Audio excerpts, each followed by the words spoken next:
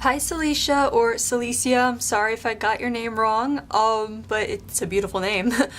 Anyway, here is your past life spread. What we're going to do is we're going to look at where you are, what you did with the majority of your time, an important day with the relationships and feelings involved, another important day, the death and lesson learned, and we'll get hints of time throughout. And all I'm going to do is relay to you the images and impressions that I'm getting, and your job is going to be to try to make connections wherever you can, based on what we go over here and your current life, and I'll try to help there too, okay? So let's start. So here we have the island card as far as where we're going. We're going to an island. And, you know, this card can mean so many things. So a lot of times we think of like Hawaii or something like that, but it can also be like a large island like the UK or something, you know? And so when I laid this down, what I really felt pulled towards was more is it west? Eastern? East? Yeah, Eastern. It felt like really like Australia, in the area of Australia. So if it's not Australia, it would be an island off of Australia, if there's an island off of Australia. So it felt very much like we're going to that place, because technically it is an island. But they showed me like just, it's a showing of images. It's also feelings coming through, like it's a feeling of a location. Kind of like if you go visit a place, you can kind of like get an essence for it, so that when you come home and you have memories of that place, the memories have like an essence to them of that area, if you think about it. So like you can even try it right now. Think of a place and see how you see the feeling that comes in from the memory of a place versus like what it looks like, you know what I mean? So that's how it comes through here, and it feels like Australia. And it feels like the energy, it's like a very balanced energy between masculine and feminine. So it's almost like I feel like I'm looking at a person who's part of a community who values both the feminine and masculine attributes of the individuals of their community. It does feel like we're looking at what we might call something like a tribe, but it feels very large. So it also feels like this community or tribe. I'm gonna just say community, but it does feel more tribal. It feels like there is kind of like, if any, like there might be something like a chief or something, but again, it's not like a hard core like a hierarchy society, you know, where there's like a king and the serfs and nothing like that. It feels like a nice like community, very like grounded. So the time period, what this feels like is sometimes it comes through where it feels like it's further back than it really is. So where the rest of the world might be more like modernized, it feels like these people keep it more simple and more like old-fashioned-y, like more traditional is really the word. So it's hard to put an actual like date to it, but it would be like, for example, let's say the world is in the late 20th century. Here it would feel like the late 19th century kind of thing, and that's what it does feel like. So research, Google communities, more like tribal communities in Australia in the late 20th century that held on to very traditional beliefs and systems that they utilize, and maybe even still do, quite frankly, because it feels like they're still there. It doesn't feel like it feels like this group has been there a long time, and it also feels like they haven't left or dispersed, but they're still a community, even if they're not maybe at their peak like they once were, if that makes sense. I can tell you that there's something about decor of the body going on. So there's decoration as far as like, I'm not sure if it's tattoo or paint, but definitely something like 3 stripes. Like it goes like this across the arm. There's definitely something on the face that might, it's almost maybe like a piercing or something that is invasive on the face, as well as more decor or paint or tattoo. So it's one of those kind of communities where these people are very, like, it feels like they're decorative as far as paint or what. It might be for camouflage, it might be for some purpose. I don't know the purpose, but it's what it feels like, what it looks like. So look that up as well. You should, with the internet these days, you should be able to find something. So so back to the balance of energies though, basically it feels like I'm looking at it's almost like I'm looking at a female, but also a male. That's the problem with the balanced energy. It's like not coming through fully, but it does. If anything, I would inch towards female, but holding masculine or male attributes such as like strength of body, compactness of body, speed, tools used, like let's say these people are hunters. Let's say they do hunt. It would be like it wouldn't be like females stay at home and men go hunt. It feels like the females do have like equal jobs when it comes to that. So it feels like it doesn't feel like the females in this community are like soft and feminine, if that makes sense. So that's probably why the energy is coming through. So connections you could be making, for example, with what we just went over, could be one. Have you ever been drawn to Australia? Have you ever seen photos of Australia? And been triggered by it, but I would say not really the cities so much. It could be because it's the land regardless. But if you look at pictures of what's coming to mind is that big orange rock. There's a big orange rock. Everyone knows about the big orange mountain rock thing in Australia. So what they're showing me is really more, we're talking about the landscaping and the deserts, though it feels more like we're looking at central to west Australia. And it looks like we're looking at land, lots of land, not so much a built up civilization type of place. Yeah. So if you've had any if you've ever been pulled towards that or triggered, like you look at these photos of it, or maybe you've been there, who knows, and it just calls to you and there's something beautiful about it, like that hits you inside kind of thing. So there's Australia. It could also be what's it called? So it's Australia, but it's also the aspect of the tribal community as well. So you might be someone that values or thinks well on small communities, or even if you've seen pictures of tribes, or you read articles, or you see, you watch things where people go and travel and they show you what life is like still going on in tribal communities around the world. If that has an effect on you, or that's very interesting to you, triggers you in some way, that could also be a connection. Again, the small community, so you can make direct connections, like small community. You might be someone that likes the idea of living in a small community, knowing your neighbors, feeling at home there, getting roots down, that kind of thing. Or you can make indirect or opposite connections with this kind of stuff, such as, because we're looking at a small community, someone who's lived their life in this very small community. Well, to us it's small, it's a large community to them, but we're used to like big cities and stuff, but to them. So what am I saying? I'm saying because they're in a small community here, you might be someone that enjoys large cities, lots of movement, lots of people, travel. You might be someone that just needs to get away once in a while, see the world, that kind of thing, because we're looking at someone here who not only didn't do it, but wasn't able to do it, because it felt like very traditional, like there's no way you're going to be leaving the perimeter, so to speak. Like there's a certain area you live in, and while you might go outside of them and travel and look around, so to speak, you're always going to come home here.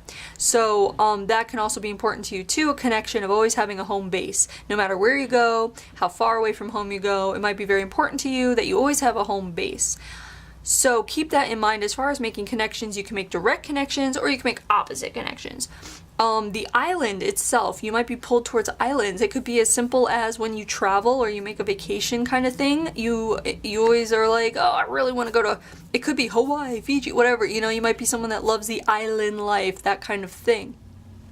Even though here we're not looking at something that's really like on the beaches. It feels like we're more like inland. So that could mean a couple things. If we're more inland here, it could be that one, you're absolutely like, you feel more comfortable when you are not enclosed, but when you have stable ground and you're not on the edge of something. Or it could be something weird like you're afraid of heights, or you're afraid of just not having proper support, and that could be emotional as well as physical.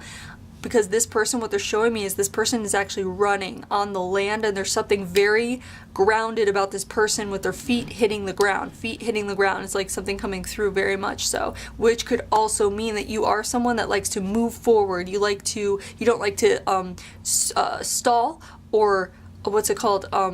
Just like what I'm doing right now is I can't even think of the word, but taking your time with things. Like once you get an idea, you might be someone that needs to take off with it. Because this person, it feels like there was a very quick reactive response time to this person, but it's not just them. It's kind of like based off of everyone. Like, and let's just go to this card real quick, because this is the like hunter provider card, which is a perfect card for this, what I'm feeling and seeing. And it would just go with what I'm seeing, which is taking off on the ground. It feels like she's on the hunt, she's on the move, she's on the hunt, that kind of thing. So how that can translate into this life is, of course, yeah, maybe you're into hunting, but because of the times we're in, it's probably more something like you might be someone that is very strategic, or you might be someone that can see the end of a project or a result or something like that at the beginning. So let's say you're starting a project at work, or if it's school or whatever it is, you're starting a project, you can already see the finished result, and it's just about getting there. And you might be someone that's very good at seeing your way to the end result of something in a very like efficient way. So keep that in mind. Now, the opposite connection would be, because this person, it almost feels like they're always on the go, always alert, always taking off, that kind of thing. Like they're always aware, very aware. So you could be someone that's very aware, but the opposite thing that I wanted to get to was you could be someone that's come back into this life where you find that you actually have what society calls lazy tendencies. It doesn't mean you're lazy, it means that your soul is taking a rest from having always been on the go. In this life, if you're someone that likes to just chill and sit back and like just even procrastinate, whatever it is, that could come from this as well, because your soul likes to experience things that it hasn't experienced, or sometimes it likes to take a break from a life that's very convoluted or complicated, or a lot of work is involved, that kind of thing. So keep that in mind when you're making connections.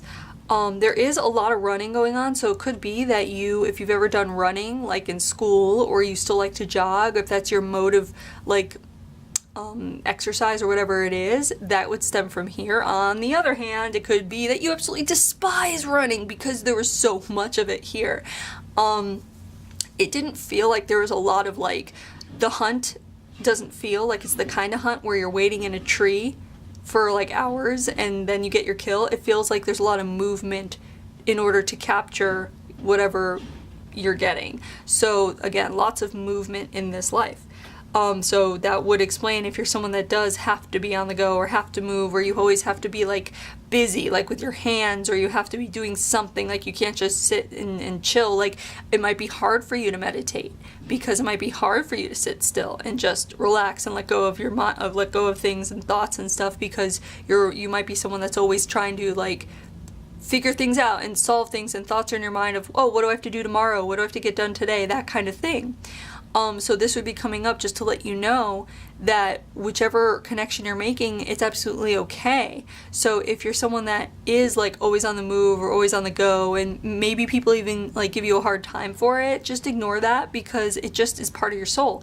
And if you're someone that is more slow moving, procrastinating, or what they call lazy, which I don't like because it's a negative connotation, but you know, it's just the word.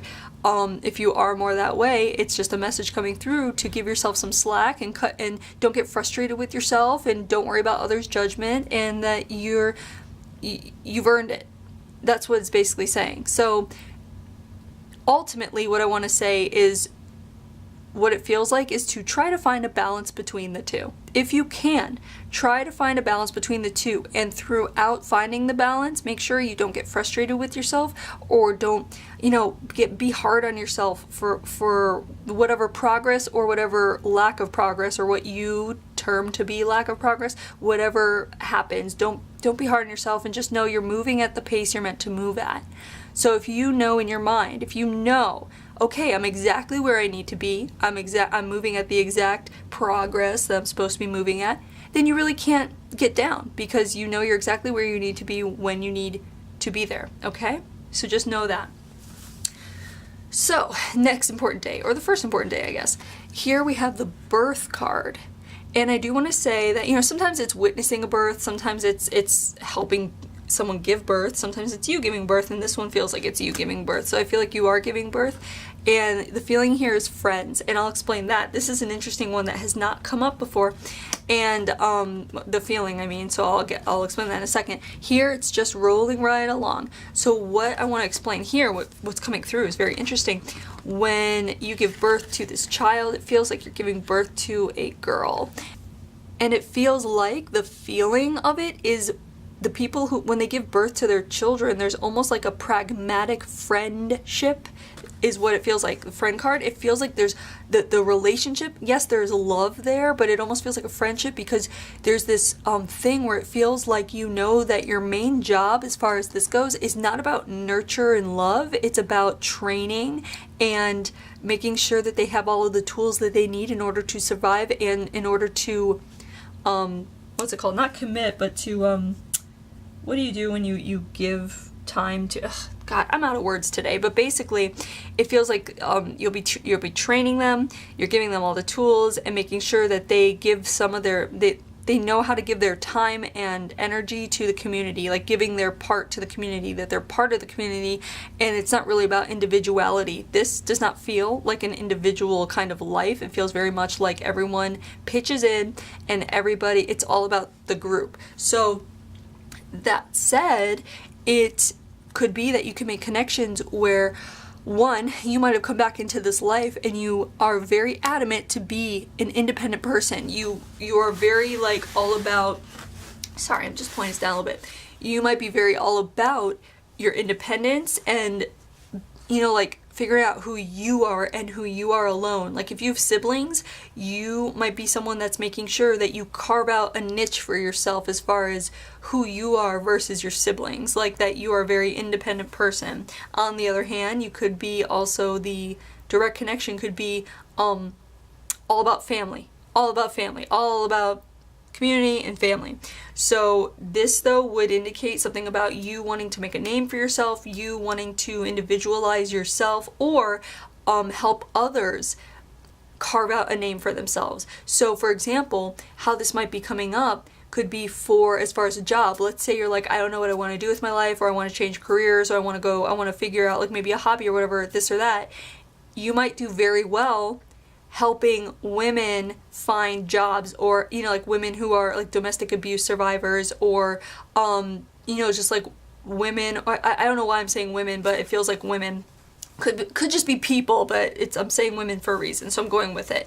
But it could be that you might find a lot of joy and fulfillment in helping women figure out what they should do for their life, what path they should go down, and help them get a job, help them stand on their own 2 feet, because this person is very capable of helping their child also stand on their own 2 feet and get stuff done and acclimate to the community efficiently. There's something very efficient about this. So it feels like you have a lot of capable skills and qualities that I hope you're aware of, but if you're not, they're there. And that's why we see these past lives. Also, what's so great about this is seeing this and learning about this, you're able to tap into this aspect of yourself. So let's say you're having a down day and you're like, I don't feel like I'm getting anything done. You could always tap into the energy of the efficiency of this aspect of yourself and pull that energy forward and fill yourself with the efficient energy. I know that sounds kind of abstract, but it's a practice. And when you start practicing it, you learn how to do it. It becomes easier and easier and less abstract. So this can also speak to how you feel about having children. One, you could have come back into this life to be a very loving, nurturing mother. Even if you don't have kids right now, if you do have kids in the future, you could be a nurturing mother who actually might be the kind of thing where you even overindulge the children in the love aspect, because there wasn't a lot of affection. There was love, but not affection. So you might have come back to show affection. On the other hand, you could have come back in this life not even caring to have children, because the feeling is here that you have children in order to propagate the community, to keep the community going, to give back. So there was no like real zest to have children here. So it could be in this life that you came back with no real zest to have children, and that's perfectly fine and okay. And if that's the case, at least you know where it comes from.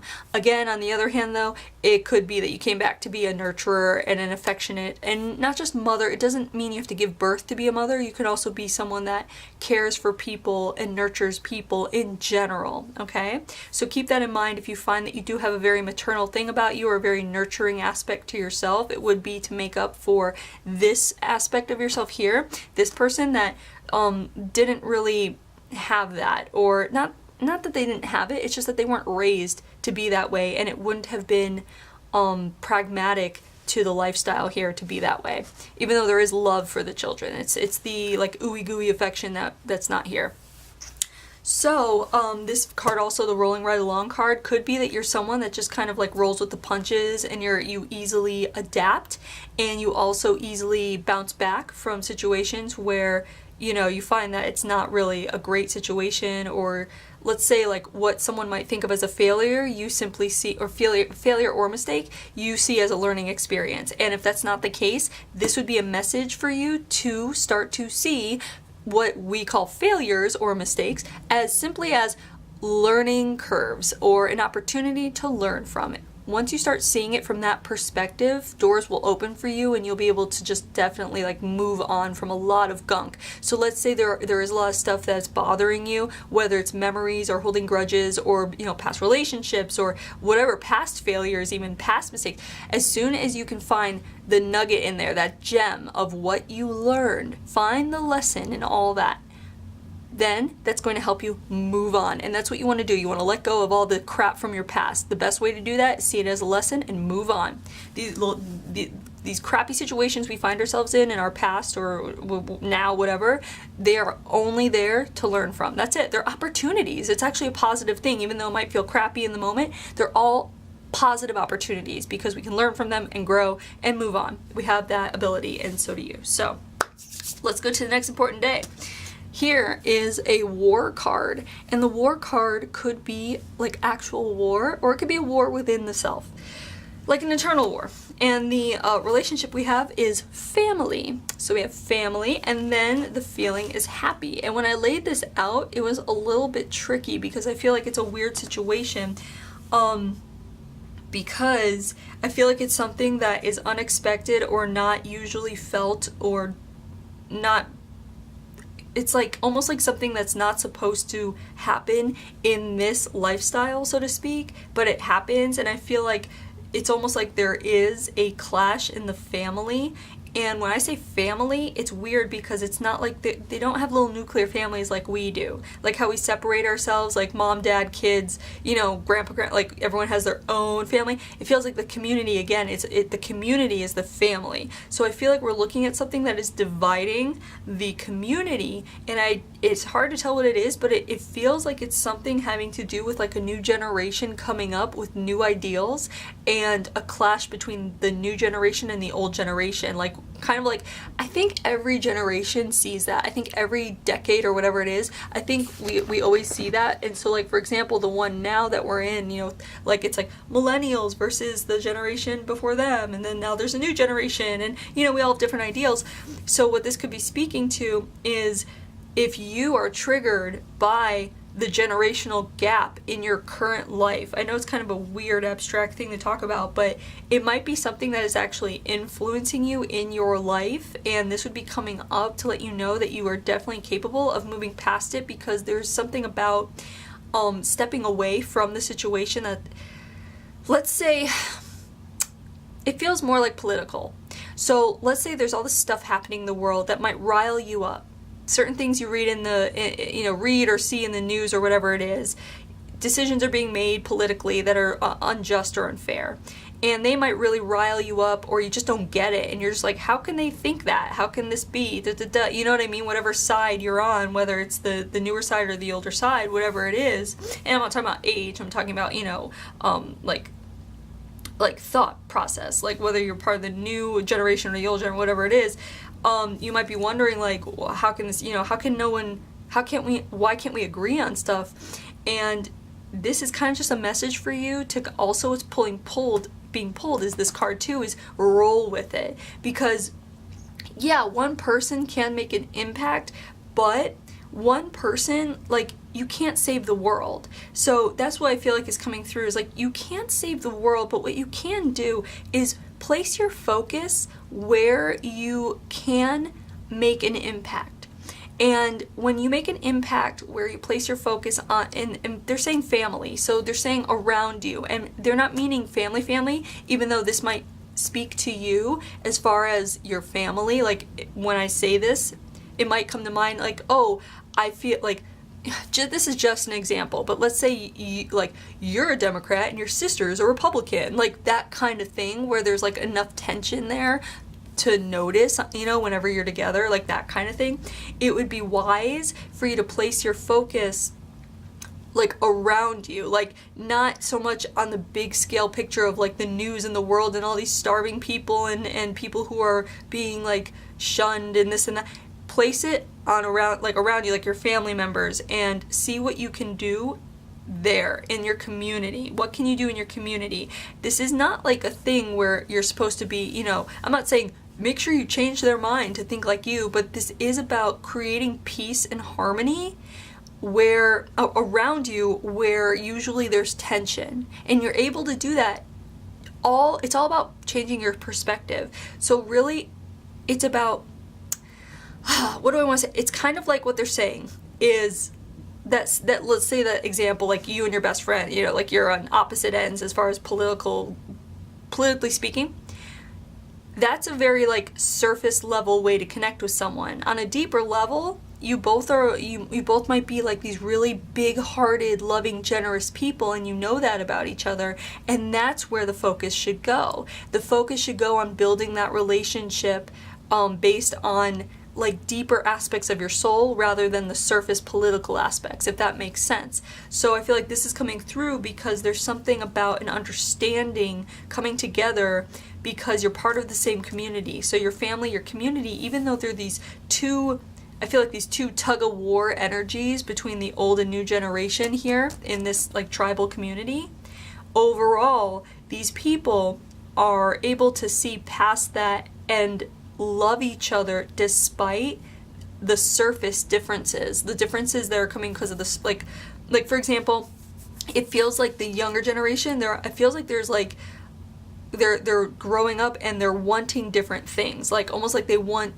to like explore or go away or do things that are not traditional. Basically, they want to live a bit outside of tradition, and the older generation, they can't understand why, but they can understand that it's their family and they're feeling differently and that they love each other regardless. So, you know, all you can do is love each other really and just hope for the best and not like, what's it called? It's like, oh, I can't, again, this is like a really difficult thing coming through because this doesn't usually come through like this, but it's almost like, basically, overall, it's about where you place your focus, and I think that's the most important thing that's coming through. And when you choose to place your focus on the more like, the deeper, larger scale, like understanding of one's soul, like, you know, seeing someone not for what they say politically, but seeing someone for how they treat the elderly or how they care for their loved ones, you know, like those bigger aspects, that's what counts. And this happy card is coming through. I don't know if I showed you the happy card, but the happy card's coming through because that is what is going to raise your vibrations and make you feel positive and good about these people and be able to send loving energy to those people that otherwise you might be frustrated with. It could be your boss, it could be a colleague, it could be family, but it's saying to place your focus, to focus around you, and then even more so, the second focus is to focus on basically the heart of the person, the heart of the people, the true intention of that person, rather than their belief, because it's easy to pick up a belief or, you know, politically or otherwise, based on maybe something they've heard, but maybe, you know what I mean? Like, it's just something that's fleeting. It's not part of their heart. Most of the time. So keep that in mind.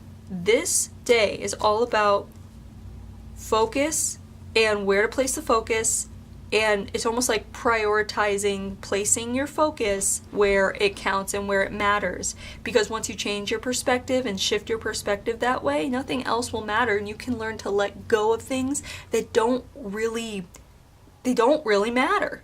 You know what I mean? So, and that's a big deal, because as soon as you start letting go of things that don't really matter, things that might be petty or just not worth it, then you're creating space within yourself, and you're creating space for more positive aspects of yourself and other people and those around, just more positive aspects to come into that space, and that's what you want. So keep that in mind, okay? So let's move to the death card here. It's the burn card. And, you know, sometimes we get this card when it comes to like witches being burned at the stake, or even a house being burned down, or even a smoker. You know, we get all kinds of deaths with this. But what I feel like here is actually a very peaceful death, and what it feels like, or what I'm seeing, what they showed me when I laid this down actually, and now again, is this older woman, much older. So you've lived this really full life, really full. Much older woman, almost like she's coming out of her dwelling, which is a very simple dwelling, by the way. These people lived very simply. Almost like I want to say like a hut type of dwelling. And it's nighttime. And there's a fire, and it feels like this fire is always going at night for the community. And it feels like she makes her way slowly to this fire and lays down kind of beside it and falls asleep and dies in her sleep.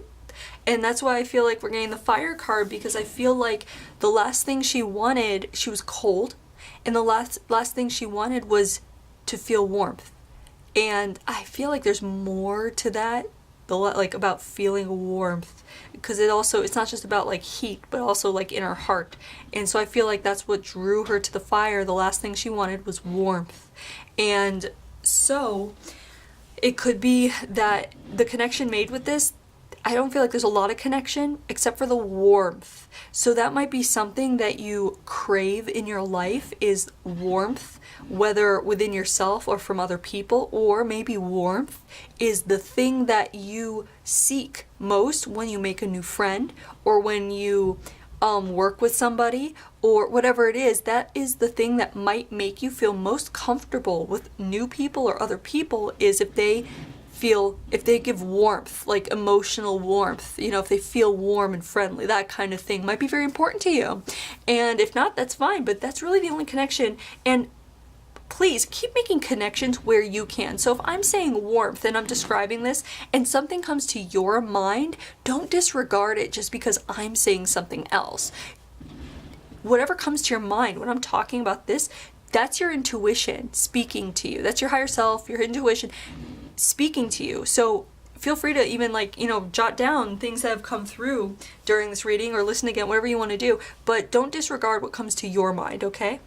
Now, the lesson here is simplicity, and you definitely learned this lesson here because you lived it, and there was no choice. This lesson, there was no choice in learning it, because it was almost like sealed. It was sealed from the day you were born that you would learn simplicity, simply because of the lifestyle.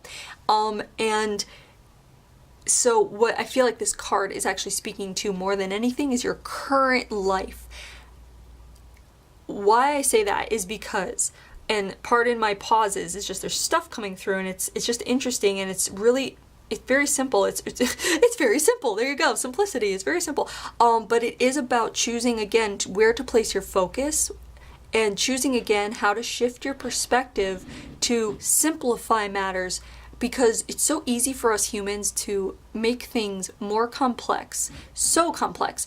Oscar Wilde had this quote, and I'm probably going to butcher it, but it says something like, what is it? Life is not complex.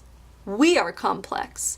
Life is simple, and something else. So you can look up that quote, but it's coming through, and it's funny because I was just working the other day on something where it had to do with simplicity, and it's very important that you realize that any complexities or complications that are in your life are like very man-made, and really life is as simple as you want it to be. And I feel like this card is coming up because you're supposed to be focusing on simplifying things and getting down to the basics. And really, when you do that, and like cut and dry, basically, when it comes down to it, it's all about simply love. It's really about love. So if you are living your life and you don't love what you do for a living, you don't love who you've surrounded yourself with, you don't love the environment you're in, if you don't feel that, then you can change it.